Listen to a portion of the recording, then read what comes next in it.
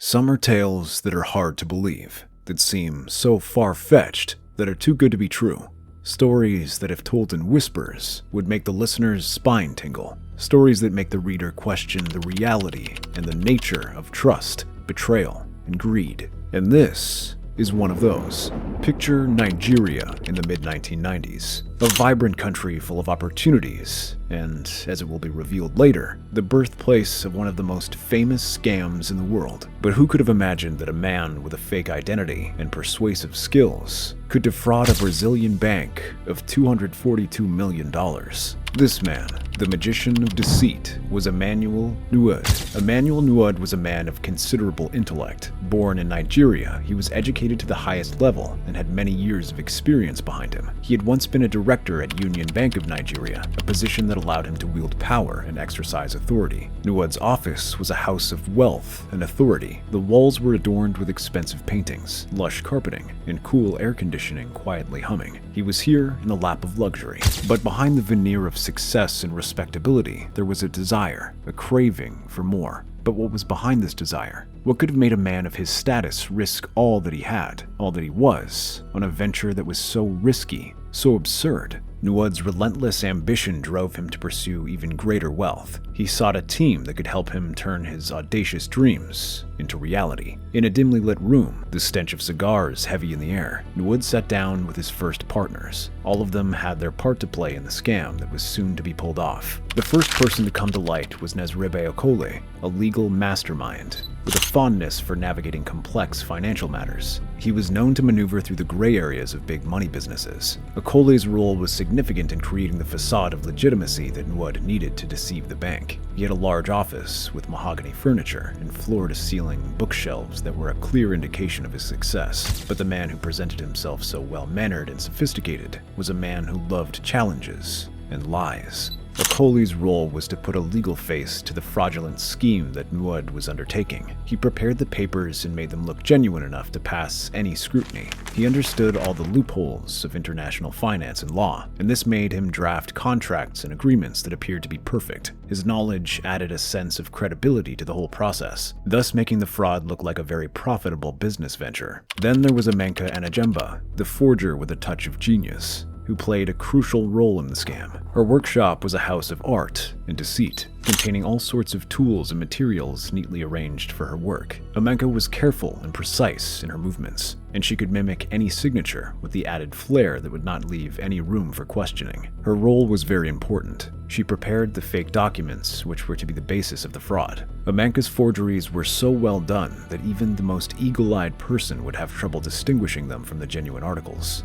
Whether it was an official letter, a legal document, or a complex balance sheet, every document was a masterpiece, crafted with the sole purpose of going through the security measures of the international banking system. Lastly, there was Obum Osakwe, the insider with a foot firmly planted in the corridors of power at the central bank. His office, hidden in the halls of Nigeria's financial headquarters, was filled with stacks of confidential files and the constant hum of busy officials. Obum's role was to feed Nwude with the necessary information that he required to implement his plan. He was able to explain to me how the bank operates, the documents needed, and the security measures that are in place. His insider knowledge allowed Nwude to tailor the scam with pinpoint accuracy, ensuring that every aspect of the operation was aligned with the expectations and protocols of a high-stakes financial transaction. As they clinked their glasses, they had their plans set in motion. Their target? A bank located in a different continent, in the middle of the city of Sao Paulo, Brazil. Banco Noroeste.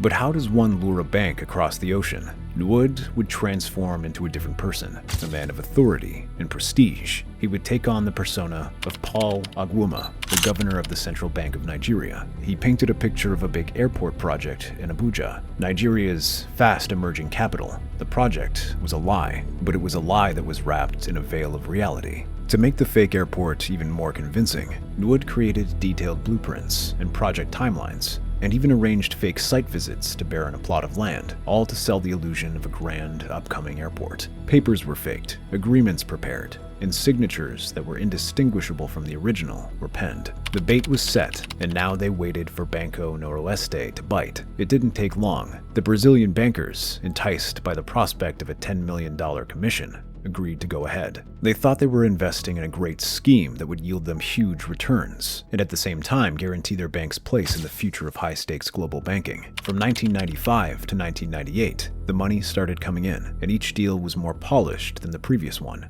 In all, $442 million, an amount that would be unthinkable in today's world, was moved transaction by transaction into accounts belonging to Nwude and his partners. In Lagos, the celebration continued as Nwude watched his empire of deceit expand. However, as we all know, all the castles built with sand are always destined to crumble at one point or another, and this was the fate that befell Nwude's empire. However, as time went by, some issues began to arise. By 1997, the banking world was to be rocked by a revelation that was to change its face forever. Banco Noroeste, the Brazilian bank that was caught in the web of Nwude's staring scam, was almost on the verge of being bought over by Banco Santander, a great Spanish bank. During the meeting in December, Santander's team found something that they could hardly believe. $242 million, which was 46% of Banco Noreste's value, had been invested secretly in the Cayman Islands, which was one of the most famous tax havens. And what was more shocking was that these funds were never left completely unmonitored. This was not a small mistake. It was a huge red flag that brought the entire scam into the open.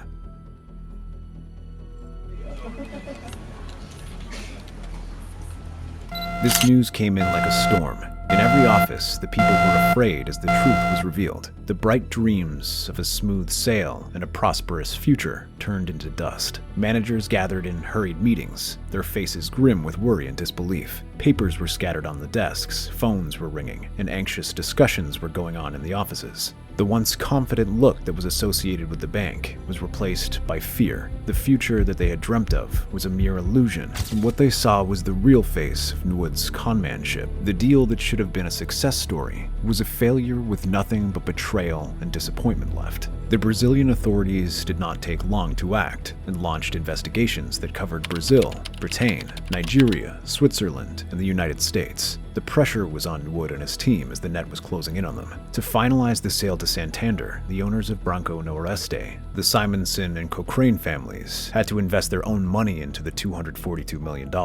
But despite their efforts, the damage was too great, and Banco Noreste collapsed in 2001. As the investigation was underway, the focus was turned to the courtroom. By 2004, the newly formed Economic and Financial Crimes Commission, EFCC, of Nigeria was handling the case. Emmanuel Nwude, together with his partners in crime, Amanka Anajemba, Emmanuel Afulu, and Oba Masakwi, were charged with several counts of fraud and bribery. The trial turned into a media circus, and every new twist and turn of the trial had the public on the edge of their seat, waiting for the next episode. The trial faced numerous challenges, including a dismissal by Judge Lawal Gumi in 2004, who ruled that the crime was outside his court's jurisdiction because it did not occur in Abuja. This decision took the trial to Lagos, but the drama was far from over. Fearing a conviction, Nwude attempted to tamper with the legal system. He tried to offer some of the officials handling his case some money. He bribed them with large amounts, with the intention of changing the verdict in his favor. However, bribery was not the only thing he employed. In a rather dramatic twist, Nwude and his partners came up with a more sinister plan that showed how far they were willing to cover their tracks. The target was a witness whose evidence was very vital to the case against them. This witness was not just an ordinary person, but a person who had the inner workings of the fraudulent empire of Nwude and could therefore bring out the truth. The aim was clear: kidnap and threaten this witness, making it impossible for him to testify in court. The plan was well thought out and involved stalking and timing of when to capture the witness. It was not just about kidnapping, it was a mind game, a warning to anyone else who might be thinking of coming forward to testify. However, as they were preparing to implement this strategy, the police acted on a tip-off they had received. The sudden raid thwarted their plan, which could have dealt a severe blow to the prosecution's case. In the middle of the legal battle, a bomb scare was conducted in the courtroom, which was a clear indication of the risks at play. Nevertheless, Nwude decided to change his plea to guilty in the hope of receiving a relatively lenient punishment. The final verdict in 2005 resulted in a 29-year jail term. All his properties were confiscated and was also fined $10 million. The fallout from the scam was devastating. Banco Noroeste, once a pillar of Brazilian finance, was brought to its knees. The global banking community watched in shock as the bank, unable to recover its losses, collapsed. The impact was felt far beyond the borders of Brazil. Investors lost millions. Confidence in international banking took a hit. And the story of Emmanuel Nwude became a cautionary tale, a reminder of the dangers that lurk in the shadows of greed. But for Nwude, the mastermind, the consequences were a mixed bag. He had lost his fortune, his freedom, and his reputation, but his name was now etched in the annals of crime history.